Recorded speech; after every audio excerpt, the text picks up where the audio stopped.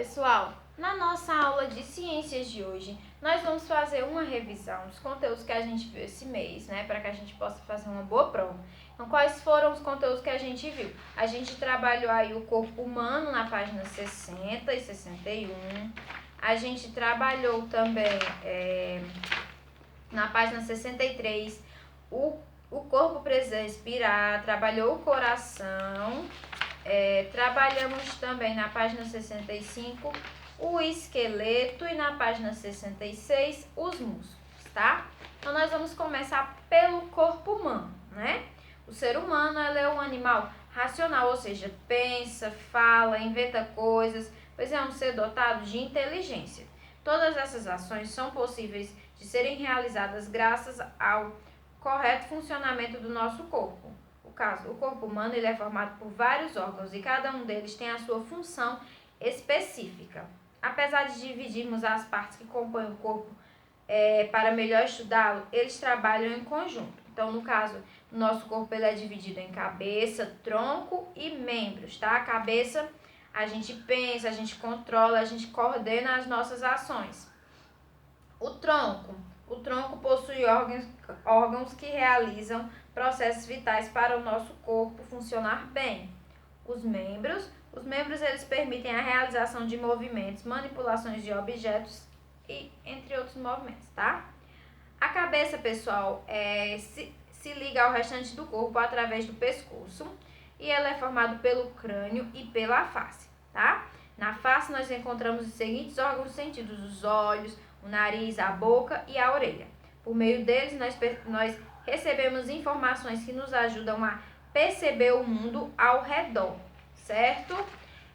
Então, pessoal, o tronco ele é formado pelo tórax e, no caso, também pelo abdômen, tá? Dentro do tórax estão os órgãos, no caso, o coração e os pulmões, tá? O coração é o órgão que bombeia o sangue para todo o corpo. Os pulmões são os órgãos respiratórios. Então, no abdômen estão o estômago, o fígado, o intestino e os rins e a bexiga, entre outros órgãos que ajudam no funcionamento do nosso corpo, tá? Os membros que são divididos em dois, que são os superiores e os inferiores, tá? Os membros superiores, eles são formados pelos braços e os antebraços. E os inferiores, que eles são formados pelas pernas, pés e coxas. Certo, pessoal? Deu para dar uma clareadazinha aí? Eu acredito que sim, né? Bom, vamos passar aqui para o corpo precisa respirar. Falar um pouquinho sobre a respiração e em seguida sobre o coração, tá? Algumas ações que o nosso corpo realiza são exercidas sem o nosso controle, chamadas de ações involuntárias. No caso, a respiração, não é um exemplo desse tipo de ação. Estamos respirando o tempo inteiro, mesmo sem perceber. Ao dormir, o ar entra em nosso corpo e sai dele em um fluxo constante através do nariz e da boca. Nós, seres humanos, precisamos respirar para obter o gás oxigênio do ar, né? Então, aí a respiração, né, que é um movimento involuntário, né, que a gente faz. A gente não vive sem respirar, né? Se a gente parar de respirar, a gente morre, né? Então, é um movimento que a gente faz sem nem que a gente perceba. Se a gente tá dormindo, que é onde a gente tá ali descansando, relaxando e tal, mas a gente não deixa de respirar, tá certo? Então, quando a gente respira, a gente faz os movimentos de inspiração, quando a gente faz assim, ó, e expiração, quando a gente solta, tá? Então, vamos falar aqui um pouquinho sobre o coração. O coração, que é um órgão muscular encontrado no tórax, entre os pulmões, né, e é protegido pelas costelas. Possui o tamanho aproximado da nossa mão fechada, no caso, esse aqui, ó, tá certo? E funciona como uma bomba distribuidora do sangue. Nosso coração, ele nunca descansa. Ele começou a bater antes mesmo de nascermos, quando a gente ainda estava lá na barriga da mamãe, não é? E ele só para de bater, não é, quando a gente morre. A quantidade de batimento do coração, ele varia de acordo com a necessidade. Normalmente ele bate de 60 a 70 vezes por minuto.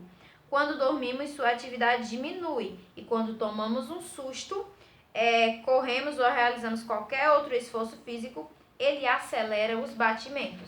né? Então aí o coração ele vai batendo aí de acordo com as nossas emoções, tá? Se a gente tá dormindo, que é quando a gente tá ali todo relaxado, descansando, ele vai, se acalma e diminui a frequência cardíaca.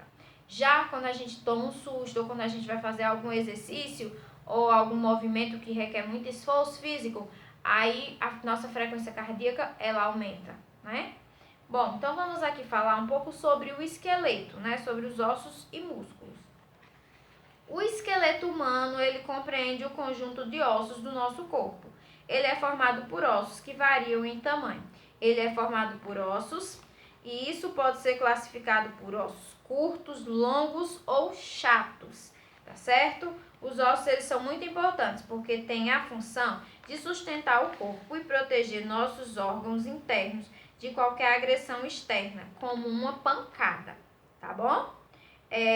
No caso aí eu vou falar um pouquinho sobre alguns ossos aqui do corpo humano, certo? A costela. As costelas elas se encontram com o osso central, né, no caso externo, e juntos formam a caixa torácica, que protege os pulmões e o coração. O fêmur é um exemplo aí de osso longo, tá? Assim como os demais ossos das pernas e dos braços, tá? O fêmur, para quem não sabe, ele é o osso da nossa coxa. O crânio, que ele é formado por um conjunto de ossos chatos fundidos que protegem o cérebro.